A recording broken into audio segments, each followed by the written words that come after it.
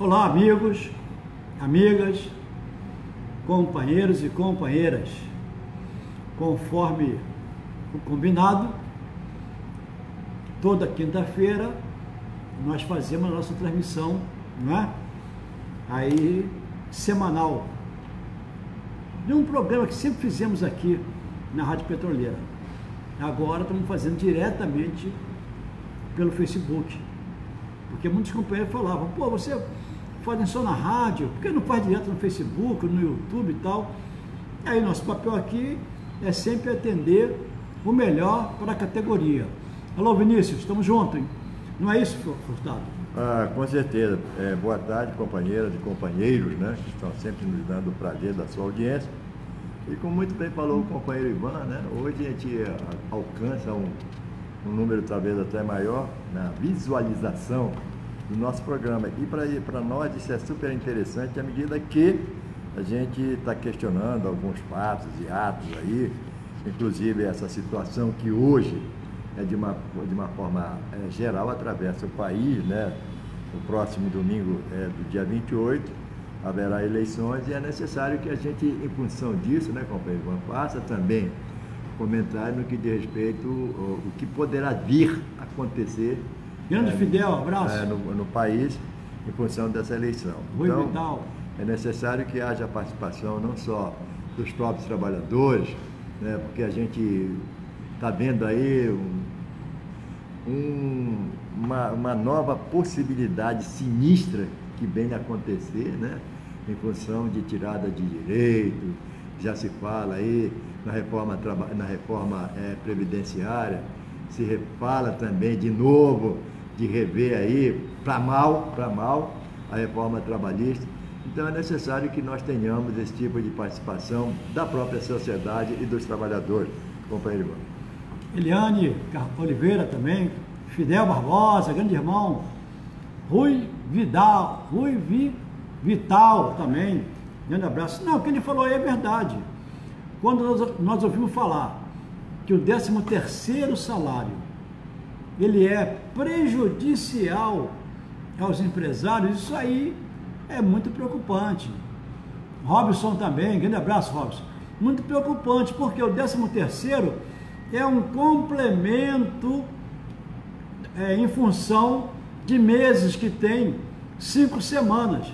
Eles calculam o nosso salário em cima de 4 semanas, mas tem meses que tem 5. Então, somado os meses que tem 5 semanas,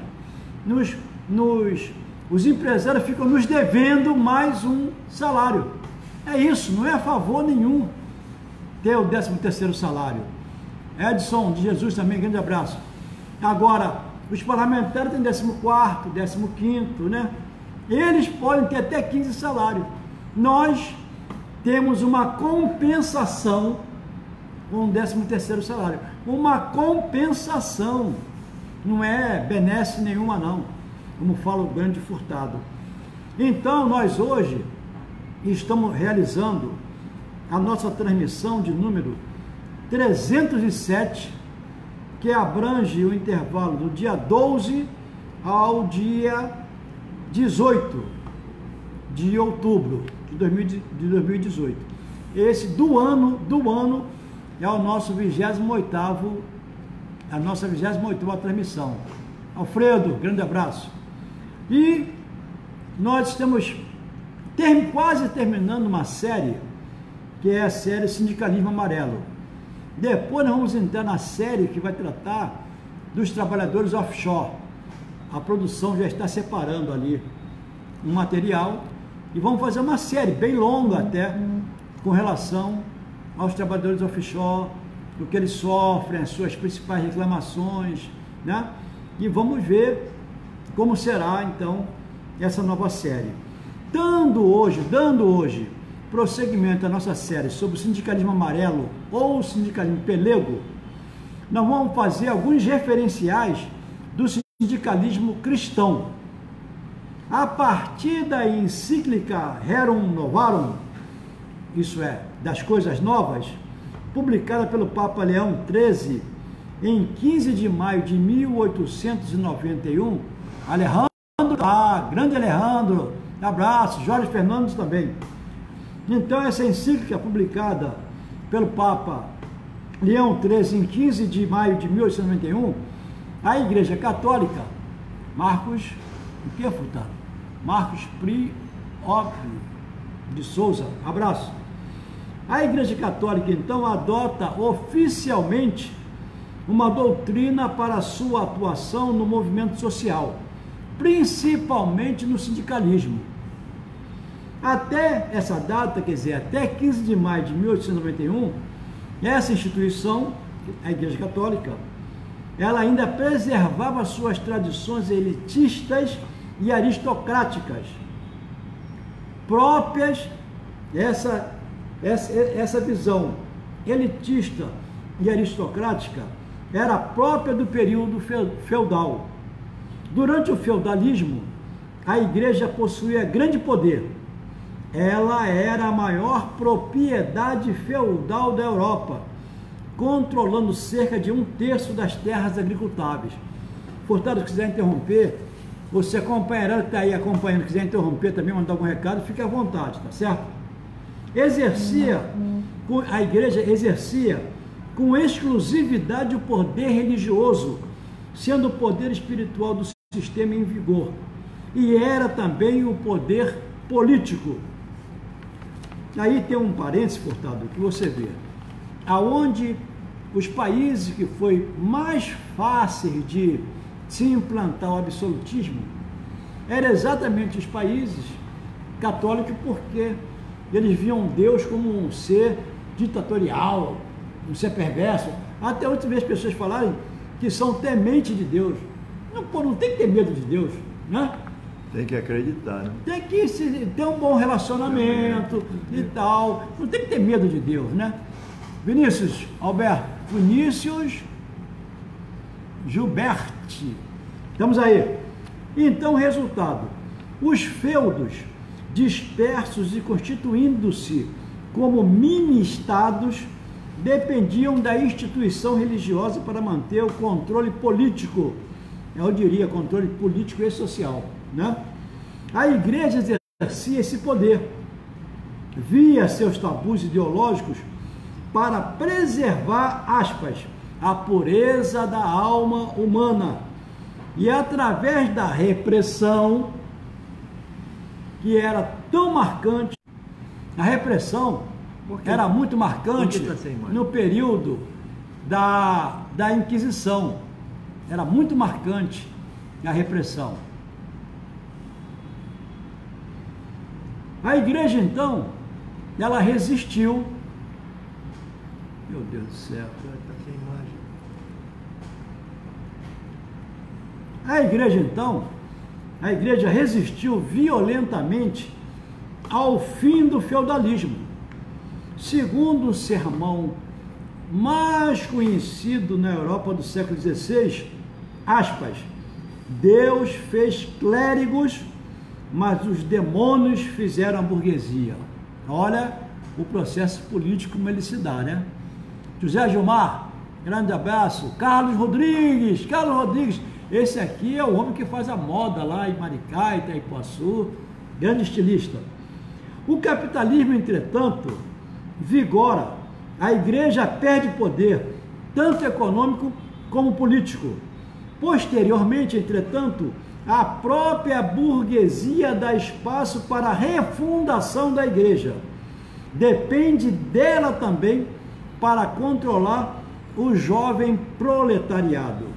A igreja se adapta ao novo sistema social, apesar de, num primeiro momento, manter suas tradições aristocráticas. Esse conservadorismo não corresponde à mentalidade emanada do novo sistema. As relações capitalistas de produção enfraquecem os preconceitos religiosos. O proletariado, diferente do servo camponês, é um homem, entre aspas, livre. Surgem os primeiros conflitos de classes, o ludismo, as greves e também as novas formas de organização dos explorados, que eram chamados os sindicatos e as cooperativas que estão surgindo nesse momento. Parcela da jovem classe operária se aproximam das ideias anarquistas e marxistas. A igreja perde base social. A religiosidade popular não garante mais a sustentação da instituição católica. Daí o surgimento da Rerum Novarum, que é um marco na viagem da Igreja Católica com vistas aos movimentos sociais. De acordo com essa encíclica papal, existe no capitalismo, aspas, uma desigualdade natural necessária e conveniente para o homem. Olha só, a desigualdade, ela se torna necessária. Nunca aceitaremos isso. Os exageros de injustiças devem ser reformados, procurando encontrar-se, então, a função social do capital para torná-lo um sistema, entre aspas, justo e equitativo. Vamos parar por aqui e na semana que vem, então, daremos continuidade no programa 308 desse tema, que é alguns referenciais do sindicalismo cristão. Agora, Furtado, que nós fizemos essa pequena introdução, companheira Ernestina, grande abraço, nós também fazemos homenagens para aquelas pessoas que contribuíram para a cultura, tanto nacional quanto internacional. Pessoas que contribuíram para a cultura, tanto nacional quanto internacional. Nesse quadro, quem vai dirigir é nosso querido amigo Antônio Furtado. É isso aí, companheiro Ivan. Evidentemente, em função dessa sua citação, para que possamos falar no que diz respeito aos nossos homenageados inesquecíveis da semana de grande impacto cultural para o Brasil. No dia 12, completa 220 anos da morte de Dom Pedro I, uma referência no caso específico. No dia 13, Dauro do Salgueiro, 83 anos, e Nico Rezende, 58. No dia 14, completa-se 3 anos do falecimento do companheiro Grande Miele, né? E também no dia 16, aniversário do companheiro Agnaldo Timóteo, e também de Leila Pinheiro. 82 anos, hein? E Leila Pinheiro, 58 anos. E também no dia 17, Chiquinha Gonzaga, faria 171. Uma revolucionária, hein? Olha lá o número, 171. E Luiz Bonfá, 98. E também no dia 18, completaria 103 anos o grande Otelo. Grande Otelo, faria 103 anos, dia 18. Isso aí. Esse é um quadro nosso também, homenageando, lembrando essas pessoas importantes. Um outro quadro, ele falou de Dom Pedro, né? Que seria Dom Pedro que foi uma grande figura de destaque na política nacional. Então, Furtado, Dom Pedro I, ele viveu de 12/10 de 1798, nosso programa de 12/10, né, até 18. Ele viveu de 12/10 de 1798, na Lisboa, nasceu lá em Lisboa, Portugal. Antônio Mendonça, abraço, hein? Ele viveu até 24 de setembro de 1834. Ô Furtado, Dom Pedro foi o primeiro imperador do Brasil. Ele entrou para a história da música, né, da MPB, da história da música popular brasileira, como cantor de modinhas. Há indícios de modinhas escritas à Marquesa de Santos, infelizmente ainda não encontradas, né? Mas há indícios. No Rio de Janeiro, seus mestres foram Marcos Portugal e o padre Maurício Nunes Garcia. Tocava vários instrumentos, Dom Pedro, né? E foi considerado pelos compositores e cantores da sua época como um apaixonado notório pela música. Inclusive escreveu músicas orquestrais e sacras, incluindo o hino da independência. O que mais sobre Dom Pedro I aí, Furtado? Fazendo uma pequena ratificação aqui, né? Retificação? Corrigindo? Corrigindo. Foi até que eu falei que completaria naquela data 220 anos de morto. Não, nada disso, é 220 anos de nascimento, né? Aqui fica a retificação e a gente pede desculpa, evidentemente. Dom Pedro I também foi apelidado de o Libertador e o Rei Soldado. Foi o primeiro imperador do Brasil, como Dom Pedro I, de 1822 até a sua abdicação em 1831, e também rei de Portugal e Algarves. Isso lembra alguma coisa, né? Lembra. Como Pedro IV. Entre março e maio de 1826, era o quarto filho do rei João VI de Portugal e sua esposa, a rainha Carlota Joaquina da Espanha.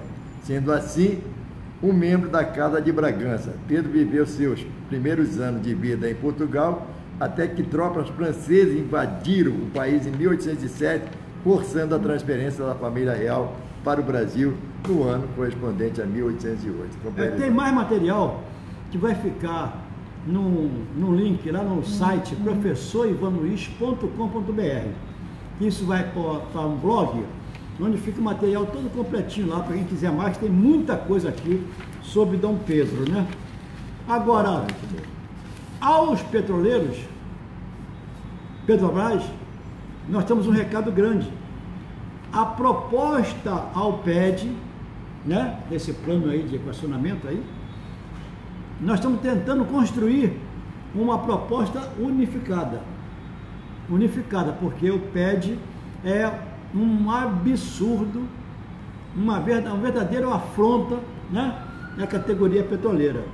E na última terça-feira, dia 9, o Fórum em Defesa dos Participantes da Petros reuniu-se no Rio de Janeiro para dar seguimento à construção de uma proposta unitária que visa diminuir os danos do PED e o seu impacto sobre os participantes do PPSP.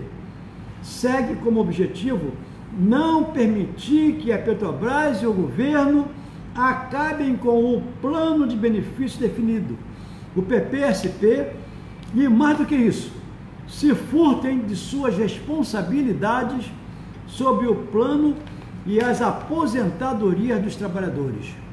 A cobrança de dívida das patrocinadoras compõe essa proposta que visa preservar a estrutura do plano e os direitos e cobrar fundamentalmente as responsabilidades. A próxima reunião será dia 22/10. E então tem também um link para que todo mundo possa aprofundar essa questão. Nós queremos informar também que a Comissão de Anistia, ela vai ter uma reunião dia 19 de outubro, às 10 horas, no 4º andar do edifício sede, do EDIS, aqui no Rio de Janeiro. Será realizada uma reunião da Comissão Paritária de Anistia da Petrobras e da Federação Nacional dos Petroleiros, FNP. E os petroleiros também estão cobrando a PLR de 2017. Cadê a Petrobras? Cadê a nossa PLR? A Petrobras informa que, por conta dos problemas operacionais, só irá pagar a PLR 2017 para ex-empregados que tenham direito ao recebimento integral ou proporcional da participação dos lucros da empresa entre os dias 17 e 31 de outubro, diferente do comunicado anterior que ela tinha feito. Então ela vai pagar entre o dia 17 e o dia 31 de outubro. Agora, companheirada, nós temos também uma preocupação muito grande referente à saúde do trabalhador, né, Furtado? E com relação à saúde do trabalhador, o Furtado e a nossa equipe de produção Eles separaram um material muito interessante que trata do mal de Alzheimer. É importante que vocês tenham consciência que a demência de Alzheimer é um transtorno progressivo que mata lentamente as células nervosas do cérebro. Foi identificado pela primeira vez em 1907 pelo clínico alemão Aloysio. Às vezes tem essa coisinha. Então, o Aloysio Alzheimer ele viveu de 1864 até 1915. Aproximadamente 1 em cada 20 idosos com 65 anos ou mais de idade são acometidos pela doença. Quanto mais avançada a idade, maiores as chances de surgir a demência. Um estudo mostrou que 47% dos idosos com mais de 85 anos de idade sofrem a demência de Alzheimer. E quem foi Aloysio Alzheimer? Nasceu em Marktibet, deve ser, sei lá, não sei falar isso aqui, Alemanha. Nasceu em 14 de junho de 1864, Breslau, Alemanha, né? Viveu até 19 de dezembro de 1915. Foi um psiquiatra alemão conhecido sobretudo por ter sido o primeiro autor e reconhecer com entidade patagnomônica, caramba, diz dos sintomas próprios de cada moléstia e cuja identificação permite um diagnóstico certo. Distinta a doença neurodegenerativa que hoje tem o seu nome, doença de Alzheimer ou mal de Alzheimer. Alzheimer trabalhou também com Emil Kraepelin, autor da primeira classificação moderna dos vários tipos de doença psicótica. Isso aí nós sempre falamos, viu? Daiane Paiva está chegando agora. Estamos tratando aqui sobre a doença de Alzheimer, dando alguns informes, algumas preocupações que nós devemos ter. Aí vem aquela pergunta assim, quando a memória falha, né? Essa matéria foi escrita pela jornalista Juliana Benck. Aí ela fala assim: era tarde de segunda-feira, quando uma equipe do setor de assinatura da Folha do Mate avistou um idoso que caminhava pelo bairro Santa Tecla. Ele não sabia voltar para casa e também havia esquecido o nome dos seus familiares. O caso mobilizou meios de comunicação e a comunidade, por meio das redes sociais. Olha a importância das redes sociais. Em pouco tempo, a família de José Dorival Jesus Ferreira, 90 anos, encontrou o idoso que havia sido levado para o albergue municipal com Alzheimer, aspas, doença degenerativa que leva à perda de memória. O seu José se recupera do susto, né? Na companhia da esposa Maria Zerli Bandeira, 60 anos, no condomínio Pôr do Sol, no bairro Aviação, onde o casal reside. Apesar da deficiência visual, é ela quem veste o marido, prepara as refeições e guia o companheiro quando os dois saem para passear. Aspas, dentro da minha casa é como se eu enxergasse. Na rua, vou me guiando pelas quadras e também escuto muito bem. A senhora cega explica. Ela conduzindo o marido que enxerga, vê tudo, mas tem Alzheimer. Aí acaba ficando cego, né? Aí, o que acontece? De acordo com a dona Maria Zerli, além do Alzheimer, a situação do marido é agravada pelo problema de audição. Ele praticamente não escuta, abre aspas. Ele não entendeu o que aconteceu no dia que se perdeu. Não sabe explicar de maneira nenhuma. E por volta das 15 horas de segunda-feira, seu José saiu para ver a construção de alguns prédios próximo ao condomínio onde mora, como ele fazia regularmente. e cerca de 1 hora depois a esposa estranhou que ele ainda não tivesse voltado para tomar o café da tarde, que ela prepara com muito amor, com muito carinho, sempre entre 15h30 e 16 horas. Aspas, senti um desespero. Logo uma vizinha veio me dizer que viu no Facebook do jornal que ele estava perdido. Ainda tenho um pesadelo com isso, diz Maria Zerli, que agora mantém a porta da casa fechada e a chave no bolso. Aí vem um apelo que essa escritora faz e que nós vamos também transmitir esse apelo aqui para quem tem idoso em casa. Paciência e cuidado, né? Por quê? Por trás do esquecimento existe falta de vitaminas aos microinfartos. Aí ele fala assim, dicas da prevenção. Olha as dicas que é dada para prevenção. Dicas que é dada. Pedir para as pessoas não fumarem e não beberem, principalmente esse. Não beber, não fumar, praticar exercício físico, ter alimentação balanceada e consumir frutas cítricas. Elas são antioxidantes e ajudam a barrar as enzimas que oxidam as células nervosas. Manter os índices de glicemia, que é o açúcar no sangue, e a pressão arterial equilibrados. A pressão não deve ultrapassar 140/90. A gente fala 14/9, né? 14/9. Fazer também consultas periódicas ao médico e exames de rotina. Praticar atividades que estimulem a memória, como leitura, palavra cruzada e jogo de carta. Isso é um apelo que nós fazemos a quem ainda pode desfrutar com o pai, com mãe, com o avô. Isso é um apelo que nós fazemos, né? Michel, Christian, grande abraço. Esse é um apelo que nós fazemos aqui. Cláudia Sutter. Esse é um apelo que nós fazemos para aquelas pessoas que ainda têm pai, mãe, com certa idade avançada, né? Para cuidar melhor dos seus pais. Apesar de que, nós vamos fazer um parênteses aqui, abrir um parênteses, porque estão falando muito na reforma da Previdência. E quantos aposentados sustentam ainda filhos e filhas? Então, um carinho especial, um respeito especial. Não vamos deixar que eles acabem com o SUS, por exemplo.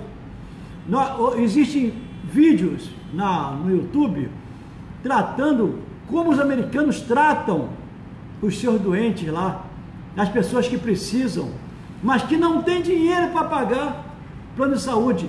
Eles jogam na rua, os americanos tratam como se fosse lixo, se as pessoas não puderem pagar plano de saúde. E agora estão fazendo isso já no Brasil, porque no Brasil o orçamento da saúde é um orçamento volumoso, portanto, é muito dinheiro que se manda para a saúde, mas a política é de quebrar todos os hospitais, principalmente a coisa pública, Furtado. Por que é coisa pública?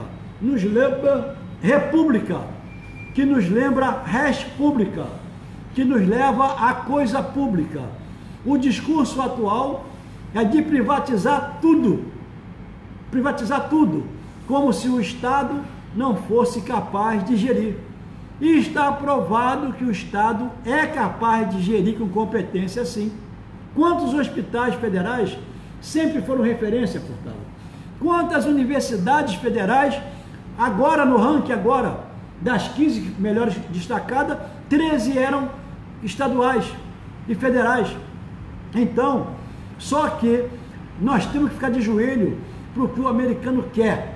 Ele faz aqui o que ele quer. Nós somos verdadeiras colônias. Então o discurso agora é acabar com o 13º, o discurso agora é privatizar tudo. Depois eu quero que o Cícero confirme isso ou não. O discurso é privatizar tudo, é entregar tudo para os americanos, que são os verdadeiros donos aqui, como já foi entregue à indústria do petróleo, como já levaram quase o nosso pessoal todo e ganharam um presente de 1 trilhão aí do vampiro por 20 anos. E é só isso. é só explorar o brasileiro. Não é possível que isso não tenha um fim. E na nossa história, quando as pessoas tentam defender os interesses nacionais, é de cara chamada de comunista. Ah, é comunista, manda fuzilar, manda matar porque é comunista. Aí o Papa falou o quê? Se amar o próximo, se defender os interesses nacionais é comunista, eu sou comunista, o Papa falou. Por que não mataram o Papa então? Então é uma estupidez que eles colocam o comunismo, Furtado, como bode expiatório. Então, se você defender interesse nacional, tem que te matar porque você é comunista. Isso é verdade ou não, Furtado? Oséias também, aquele abraço, Oséias Macedo. Companheiro, é super importante de repente até um desabafo, né, que é necessário que isso venha a acontecer. Agora, nessa leitura que você fez agora, foi super interessante esse exemplo do seu José e principalmente da esposa dele, a dona Maria Zeli. É super interessante. É como se a natureza completasse um ou outro, né? Você vê a magnitude desse ato e que sempre aconteça várias vezes. Mas infelizmente, de repente não chega a ser tão verdade assim, né?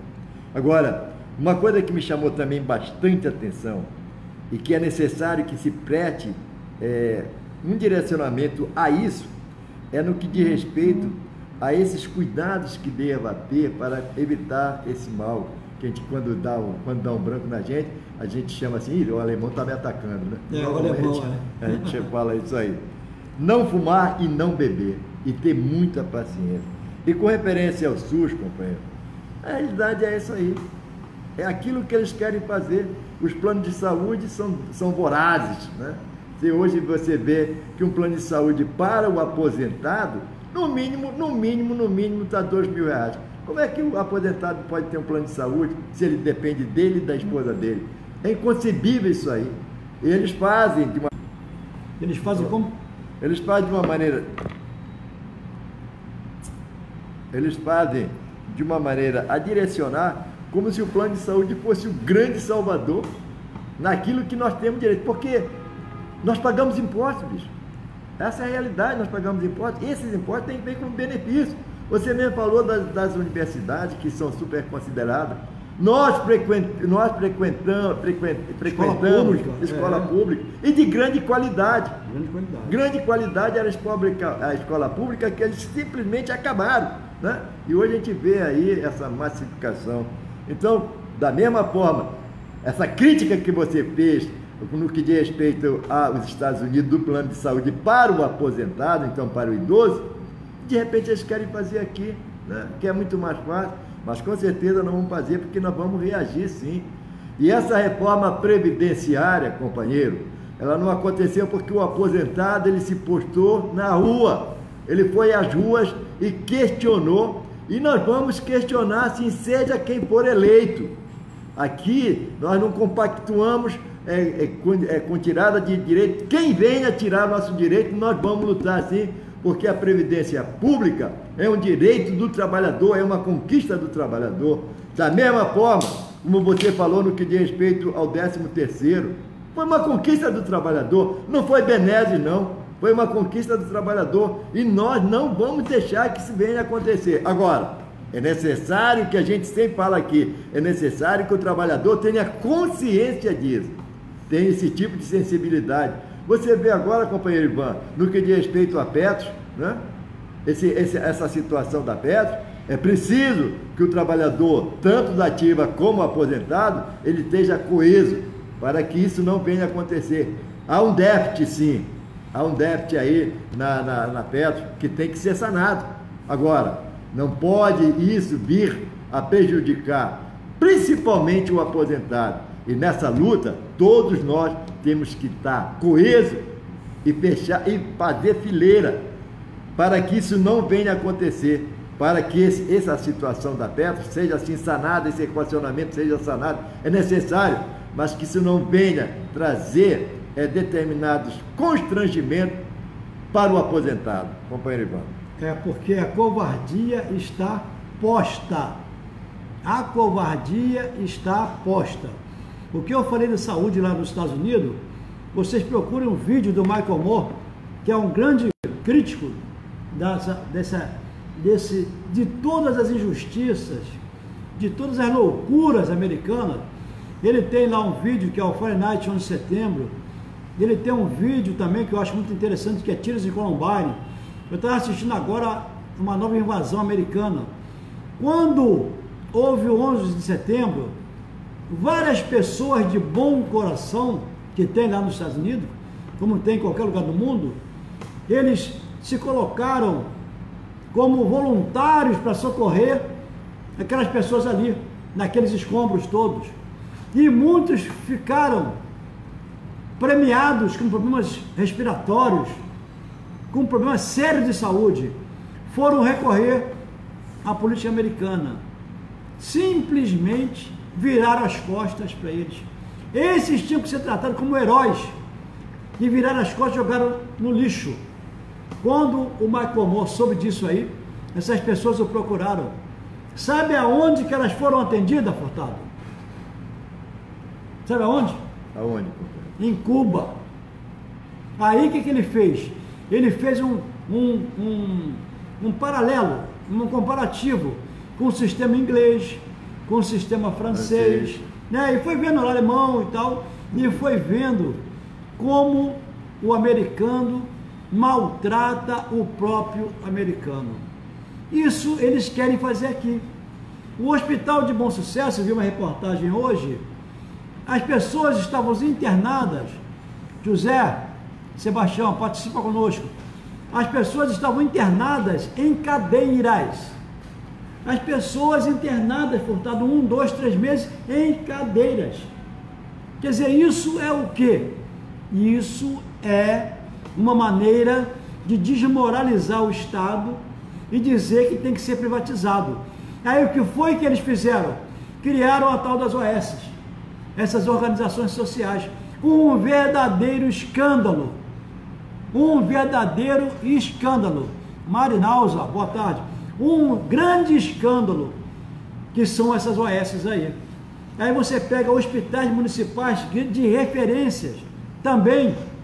Esses hospitais municipais não têm condição de atender ninguém. Tudo mentira. Tudo para atender a interesses internacionais que querem abocanhar os 200 milhões de mentes e corações que nós temos aqui no Brasil. Então eles estão empurrando a gente para o caos, né? A violência, a maior violência são eles que fazem.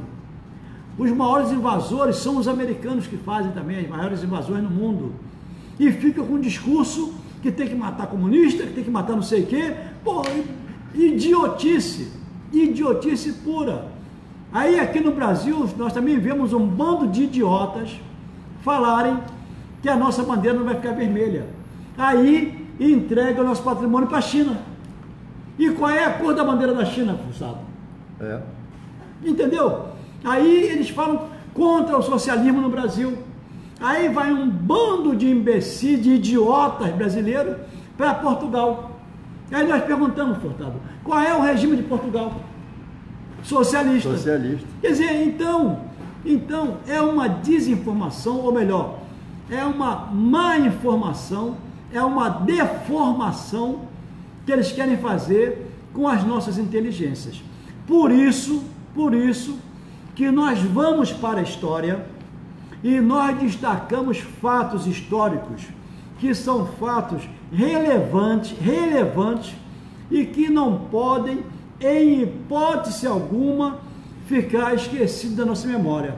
Por exemplo, Furtado, no dia 12 de 1968... 12 de outubro, né? A polícia invade e prende estudantes que participavam do 30º Congresso da UNE na cidade de Ibiúna, São Paulo. Na ocasião, vários jovens são detidos, entre eles Luiz Travassos, presidente da UNE e um dos organizadores da passeata dos 100 mil em setembro de 69. Foi um dos 15 presos libertado em troca do embaixador americano, voltou ao Brasil depois de 10 anos de exílio. Agora, companheiro Ivan, no dia 13 de 1912... também aconteceu um fato relevante. o militante José Oiticica, ele publica seu primeiro texto anarquista no jornal A Lanterna, importante semanário da época, dirigido inicialmente por Benjamin Mota e depois por Edgar Léo Roth. Nesse mesmo ano, Oiticica participou da Liga Anticlerical do Rio de Janeiro e em 1913 entrou para a Federação Operária do Rio de Janeiro. No dia 13 também, em 1991, numa longa batalha jurídica e com muitas manifestações, os aposentados começam a obter na justiça o reajuste de 147%, ao qual tinham direito e que vinha sendo negado pelo governo. Furtado, no dia 14 de outubro. No dia 14 de outubro de 1884, começa a ser distribuído na rua, ou então a ser vendido, o jornal quinzenal A Gazetinha, fundado... Pronto. A gente teve um probleminha psicológico aqui. Fundado por Narcisa? Por Narcisa Amália de Campos, nascida em abril de 1858 em São João da Barra. Foi a primeira mulher no Brasil a se profissionalizar como jornalista. Interessante, né? Alcançou projeção em todo o país com artigos que defendiam a abolição da escravatura, as mulheres e os oprimidos em geral. Na mesma data, dia 14, só que no ano de 1915, a Confederação Operária Brasileira, a COB, lança o Manifesto aos Proletários do Mundo, convoca a todos contra a Guerra Mundial e promove o Congresso Internacional da Paz. Companheiro Ivan, no dia 15 de 1919. Nesse dia acontece greve insurrecional com barricadas no Rio de Janeiro, de quase todas as categorias. Então, no dia 15 de outubro de 1919, quase todas as categorias fizeram barricadas aqui no Rio de Janeiro.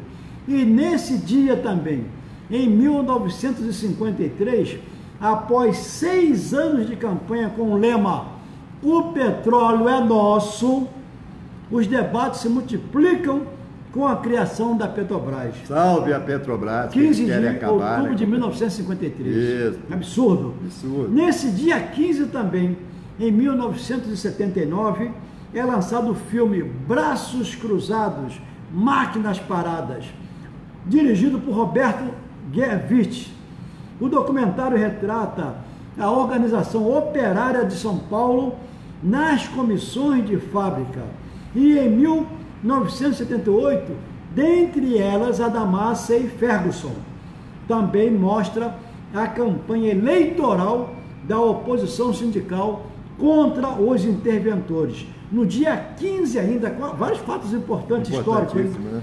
Em 1984, nas terras das ligas camponesas, diante de 64, explode uma greve dos 120 mil canavieiros em 34 municípios da Paraíba. E dia 16, Furtado?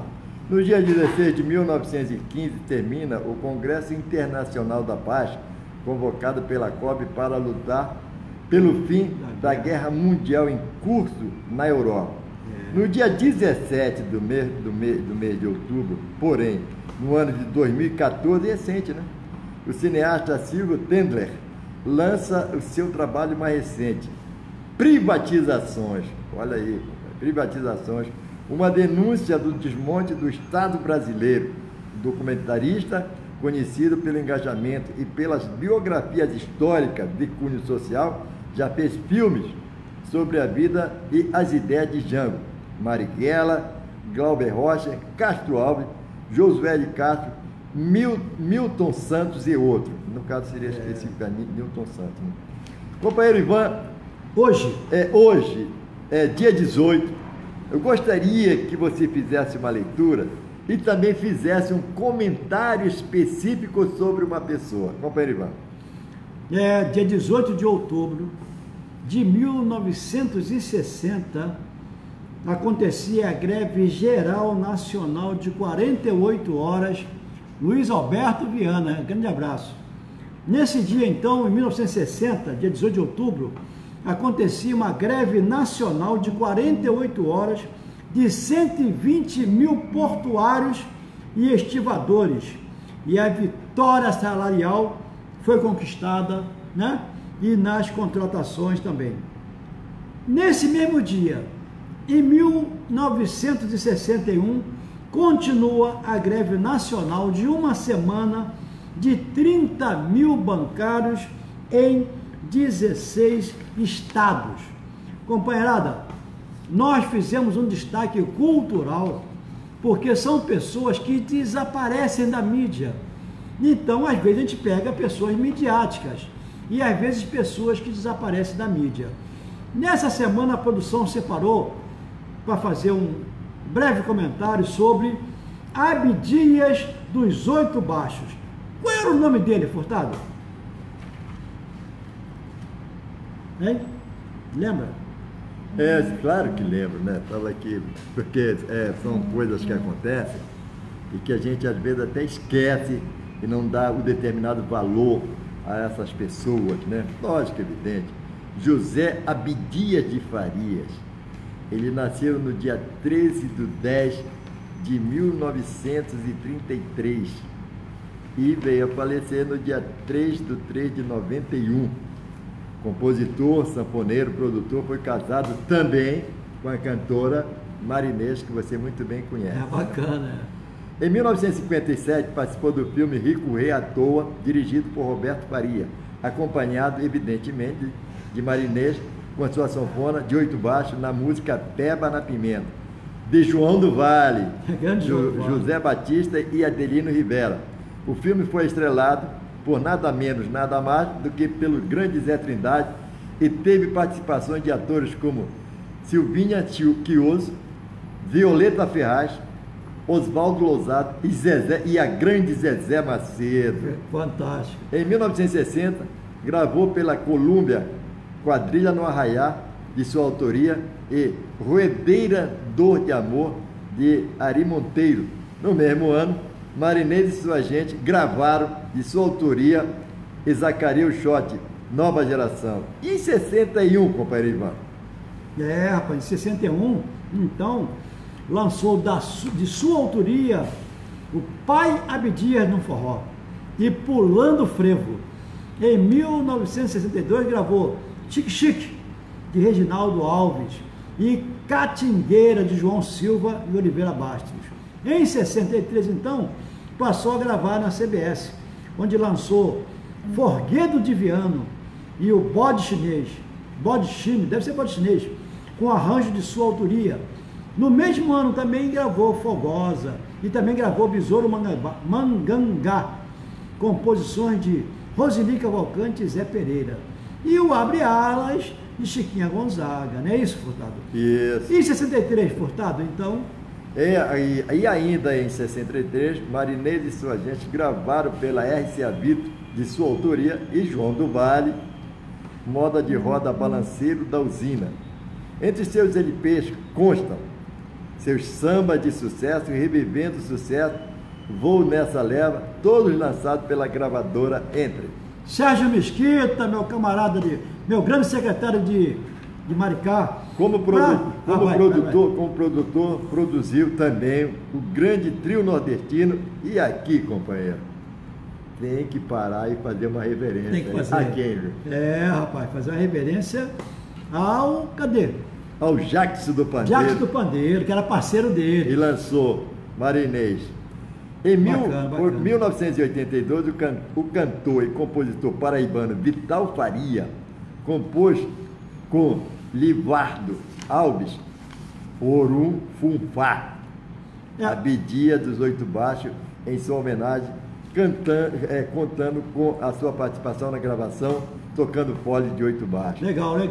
Agora, dedicado ao Sérgio Mesquita, aí, nosso grande secretário, nós vamos informar o seguinte: a Justiça aponta economista de Bolsonaro como beneficiário de fraude na Bolsa, né?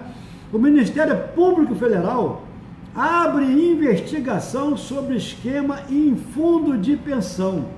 O economista de Bolsonaro, então, famoso aí, Paulo Guedes, que vai acabar com todos os direitos trabalhistas, ele é citado em processo de fraude em decisão proferida no dia 3 de julho pelo juiz Tiago Pereira, da 5ª Vara Criminal Federal do Rio de Janeiro, que já determinou a condenação de 3 executivos da Dimarco, corretora com a qual o Paulo Guedes se relacionava por meio da GPC, aquele grupo famoso, sua própria corretora, e em sociedade com sua esposa. Ele é citado na lista de clientes da corretora Dimarco que obtiveram ganhos atípicos no período em que as fraudes ocorreram. Segundo o juiz, entre janeiro de 2004 e setembro de 2005, os condenados manipularam ordens de negociação de títulos da BMF. Elmo Coutinho, grande abraço, da BMF, Bolsa de Mercadorias e Futuro, hoje parte da B3, que gere a Bolsa de São Paulo, para lesar a FAPES, Fundação Assistência e Previdência Social do BNDES. BNDES, é importante citar esse detalhe importante. Gustavo Pro Ciro, eu também sou Pro Ciro, mas agora nós somos Pro Haddad. É importante citar que agora é voltado a falar BNDES. Eles estavam falando lá pelo Vampiro, só falava BNDE. Eu falava, porra, engoliram o social. Engoliram o social. Agora estão voltando com o social de novo, que é o Banco Nacional de Desenvolvimento Econômico e Social. É igual a Petrobras. O caráter social da Petrobras também eles querem abolir, querem destruir o caráter social da Petrobras. Não adianta. A Petrobras, ela vai continuar sendo estatal. Nós vamos morrer pela Petrobras se for necessário, mas não vai ser entrega de mão beijada como os americanos querem. Jamais. E os entreguistas, traidores, canalhas do nosso Congresso também querem. As operações que esse cidadão está envolvido aqui deram à fundação um prejuízo de 12 milhões e 800 mil reais no período investigado, enquanto os clientes tiveram lucro de 5 milhões 850. O roubo foi de 12. Essa paradinha às vezes ela se faz necessária, porque entra umas coisas aqui meio estranhas, e aí o Sérgio Mesquita tem televisão lá e tal, vai lá para a Rádio Televisão Copacabana. Aqui a gente está falando aqui direto pelo Facebook, a gente esbarra com isso. Então os clientes tiveram 5 milhões e 850 e a ladruagem teve 12 milhões e 800. Aí eles não falam isso, só querem atacar a Petrobras, entendeu? Só querem atacar a Petro. O roubo que eles estão sendo investigados, ninguém fala nada. O William também, grande abraço, William. Zeni Moraes, grande abraço também, Zeni. Então a GPC, a corretora de Guedes e sua esposa, Maria Cristina Bolivar Guedes, lucrou 596 mil reais. O Ministério Público Federal, Zeni Moraes, o Ministério Público Federal investiga por fraude contra fundo de pensão e eles querem detonar todo o fundo de pensão. O trabalhador põe lá o seu dinheiro para ter uma aposentadoria digna, respeitosa e respeitável, e eles querem acabar com isso também, porque eles querem tudo na mão dos grandes empresários americanos. Ainda sobre Paulo Guedes, o Ministério Público Federal em Brasília está investigando o mentor econômico de Bolsonaro pela suspeita de estar associado a executivos em um esquema de fraude,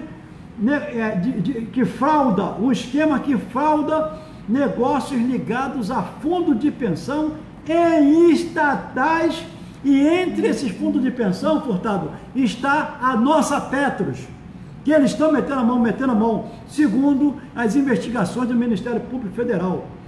Segundo reportagem também do jornal Folha de São Paulo, ao longo de 6 anos, o economista captou ao menos R$1 bilhão de entidades como Previ, do Banco do Brasil, Petros, a nossa, da Petrobras, Funcef, da Caixa Econômica, Postales, do Correio e Telégrafo, BNDESPAR, braço de investimento do BNDES, o Banco Nacional de Desenvolvimento Econômico e Social, e a investigação ainda apura se Guedes teria cometido crime por gestão fraudulenta ou temerária por suposta emissão de títulos sem lastro ou garantias ao negociar, obter e investir recursos desses fundos. Como é que funcionava esse esquema, segundo a investigação do Ministério Público Federal? Segundo essas investigações, os negócios foram feitos pela BR Educacional, gestora de ativos que pertence ao economista Paulo Guedes. Ela lançou 2 fundos de investimentos que receberam das entidades, das estatais, R$1 bilhão em 6 anos, entre 2009 e 2013. Um dos fundos obteve R$400 milhões para projetos educacionais. Os investigadores apuram se o negócio foi aprovado sem análise adequada e gerado ganhos excessivos. Parte do dinheiro das negociações foi injetado na HSM Educacional SA, controlada por Guedes. Ela adquiriu de um grupo argentino 100% das participações em outras empresas. A HSM do Brasil, que buscava lucro na realização de eventos para estudantes e executivos e em palestras. A empresa apresentou prejuízos por causa das remunerações dessas palestras. Na época, Guedes fazia conferências promovidas pela HSM, por essa empresa. Os investidores tentam rastrear o dinheiro desses eventos para saber quem os recebeu. A apuração foi instaurada pela Operação Greenfield, que investiga pagamento de propina em fundos de pensão. Na época, a Previ era gerada por Sérgio Rosa e a Petros por Wagner Pinheiro. A Operação Greenfield apura esquemas em fundo de pensão baseados em relatórios da Previc, Superintendência Nacional de Previdência Complementar. Nós, como diz o companheiro Furtado, nós estamos inventando isso, Furtado? Pelo contrário, né, companheiro? Tudo isso que nós lemos, que você acabou de aqui fazer essa leitura, vem de informações de jornais. Qualquer coisa, procura de jornais. Agora, uma coisa que me chamou bastante atenção, companheiro, e aqui a gente não vai falar o nome do posto, mas esse cidadão aí, ele não tem um apelido de um posto, né? Gasolina, esse negócio todo. Só para você ver em que situação o Brasil vai entrar se este cidadão aí, o homem das armas, foi eleito. O seu economista tem um apelido pejorativo. Agora, companheiro Ivan, me chamou bastante atenção aqui, né, outra vez, que no Garcia, que no dia 18 de outubro de 1850, no Haiti, nasce Antenor Firmin, que se tornará o primeiro antropólogo negro no mundo. Será autor de Sobre a Igualdade das Raças Humanas, uma resposta às teorias racistas produzidas na Europa. Firmin influenciará uma série de intelectuais no Caribe, os quais enfrentarão na teoria e na prática a opressão racial. E uma outra coisa, agora recente até, em 1977, no Equador, diferentes organizações sindicais ocupam o engenho da companhia açucareira Astra. Os trabalhadores exigem o reajuste salarial previsto em lei, conforme a elevação dos preços do açúcar. Os executivos recusam a negociação e ordenam a desocupação do engenho de forma brutal. Mais uma vez, as pessoas se posicionando, esse companheiro Antenor e essas organizações aqui sindicais na luta pelos trabalhadores, né? E companheiro, como muito bem te fez um comentário aqui, e você vai fazer uma leitura, não é jabuticaba não, é uma conquista dos trabalhadores do 13º. Aí, essa campanha agora está sendo permeada por notícias falsas, mentirosas, hipócritas e demagogas. Um imbecil qualquer chega e fala que o 13º é uma jabuticaba. 13º não é uma jabuticaba, não. Aí a gente vê o seguinte: o 13º é um benefício. Eu não digo nem que é benefício. Não é benefício, é uma conquista dos trabalhadores. É uma conquista concedida pelas empresas, olha só, como gratificação de Natal. Eles falando, né? Como, por exemplo, disse o general Mourão, o vice do Bolsonaro, numa palestra para empresário no Sul, em que faz uma alusão de que é um direito dos trabalhadores que não deve existir, porque ele fala que isso não é verdade. Aí nós fomos dar uma olhadinha rápida, até por sinal, e nós vamos sugerir a vocês que vocês entendam um pouquinho sobre o 13º. O 13º foi instituído no governo do Getúlio Vargas, mas só na década de 60 passou a ser garantido por lei. Quando se fala em garantido por lei, Furtado, significa, é sinônimo de conquista dos trabalhadores, né? O fato de receber 13º salário em dezembro faz todo mundo pensar. Maria José de Oliveira, me diz se é verdade ou não. O fato de nós recebermos o 13º salário em dezembro faz todo mundo pensar que são 13 salários para um ano. Só que não é bem assim. Não é bem assim que a banda toca. Existem meses do ano que tem 4 semanas e outros meses do ano que tem 5 semanas. Nos meses de 5 semanas, nós trabalhamos uma semana inteira a mais, mas o nosso salário não sofre nenhuma alteração, não é? Nós trabalhamos a mais, porque o nosso salário é calculado sobre 4 semanas, os meses que tem 5 nós trabalhamos a mais e não ganhamos nada. Essa é a razão para a compensação e para a devolução no final do ano, sob a forma de 13º. Portanto, não é um brinde de Papai Noel. Não é um brinde de Papai Noel. Isso é importante ficar claro. E nem uma jabuticaba brasileira, como disse o Mourão. Ele é nosso direito trabalhado. E é isso que o vice do Bolsonaro deixou escapar, que quer acabar. Você vota também no vice-presidente. Não se esqueça disso. Nós votamos na dupla, presidente e vice-presidente ainda. O nosso sindicato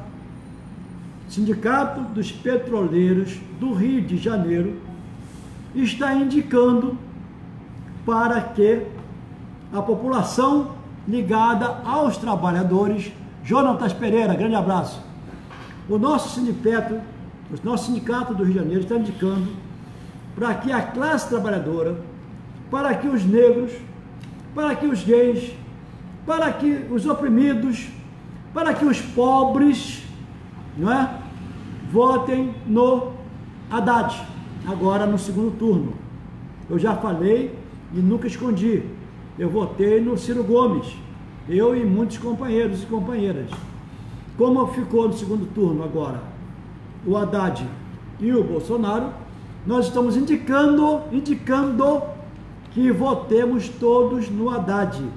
Ninguém está aqui iludido, né, Furtado? Não, jamais. Ninguém está aqui acreditando em Papai Noel, mas essa opção está sendo formulada, está sendo orientada, essa opção que o nosso Sindicato dos Petroleiros do Rio de Janeiro está no seu boletim de número, ano 2, número...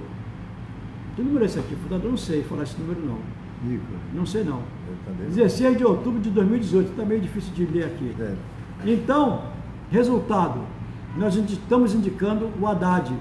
E eu, particularmente, eu não sou autoridade para falar em nome do PDT. Não tenho cargo nenhum, não tenho autoridade nenhuma para falar em nome do PDT. Mas eu gostaria muito que os eleitores do Ciro Gomes votassem no Haddad.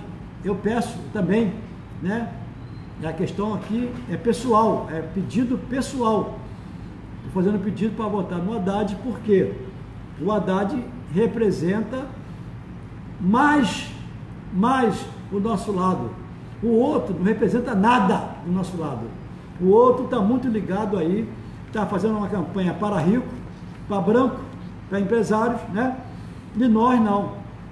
Temos que lutar e defender os interesses da classe trabalhadora. É isso ou não, Furtado?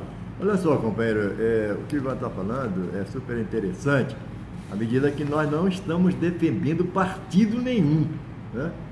E a trajetória de alguns partidos aí foi extremamente decepcionante, principalmente para o trabalhador. Só que neste momento, a gente está tendo uma visão até de dignidade, né? Porque, como muito bem você falou, esse senhor aí das armas, vai privatizar indiscriminadamente. E mais essa falação desse outro senhor aí, que também não tem o menor conhecimento, né? Não é com ódio que se combate o ódio, mas sim se combate o ódio com o diálogo. Quer dizer, não deve ter o menor conhecimento de onde proveio essa conquista dos trabalhadores do 13º. É lamentável que venha e fala esse tipo de besteira, né? Então, hoje nós estamos aqui apontando e não defendendo partido nenhum, apontando para votar aí no número 13, né? Do qual nós vamos cobrar também, só que no outro não haverá tipo de cobrança, infelizmente, né? E a gente lamenta profundamente que a própria sociedade, imbuída nesse sentimento de que vai acabar com a violência é mundial.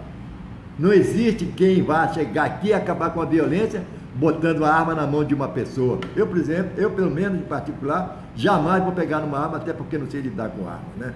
E essa não é a minha noção, não é a minha vida, não é a minha perspectiva. A minha perspectiva, como agora, é para que a gente preserve as nossas conquistas e os nossos direitos, companheiro Ivan. Nós temos que lutar pela vida, não pela morte, né?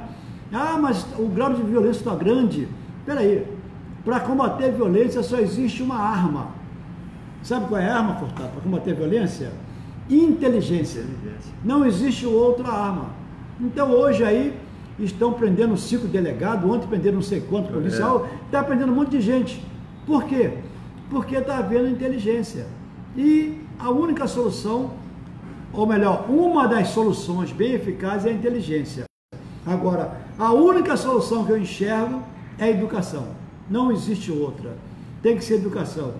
Por isso que nós estamos vivos aí, Anísio Teixeira, o grande inspirador, grande parceiro do Darcy Ribeiro, que inspirou Leonel Brizola a construir o CIEP. Os CIEPs eram o maior antídoto contra o mundo do crime, porque as crianças ficavam lá o dia inteiro, num lugar limpo, num lugar bonito, num lugar agradável, bem alimentado, fazendo exercício físico, estudando. Eu dei aula no CIEP, entendeu? CIEP com piscina linda, bonita, quer dizer, então, lá no centro de Maricá. Então, resultado, a solução é essa.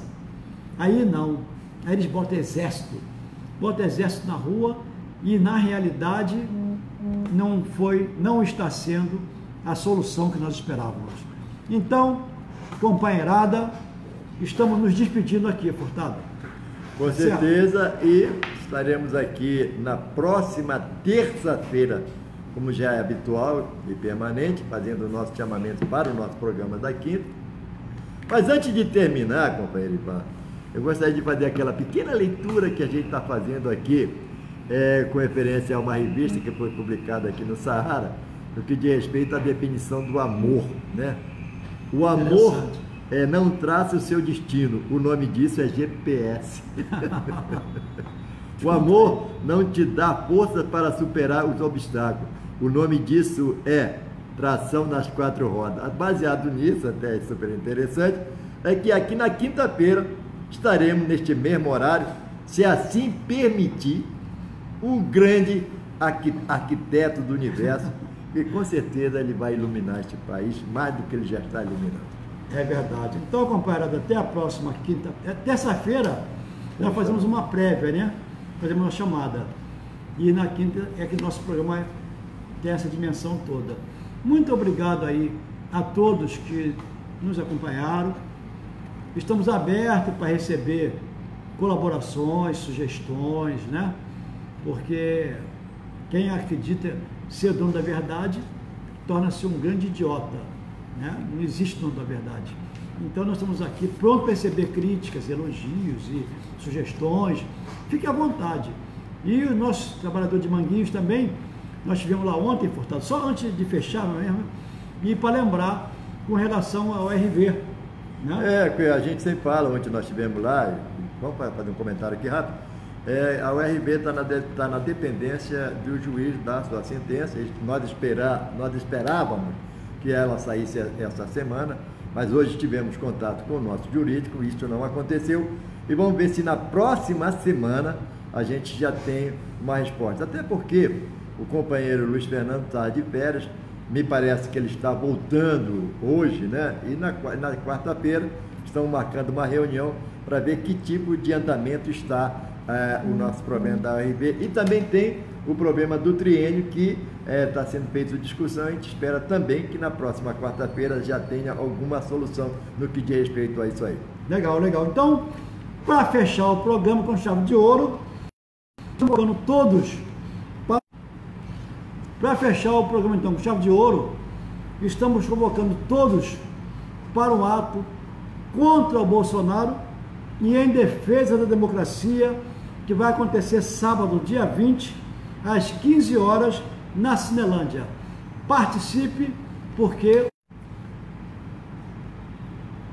participe nesse ato do dia 20, na Cinelândia, a partir das 15 horas, porque o nosso futuro está em jogo. Até a próxima terça-feira.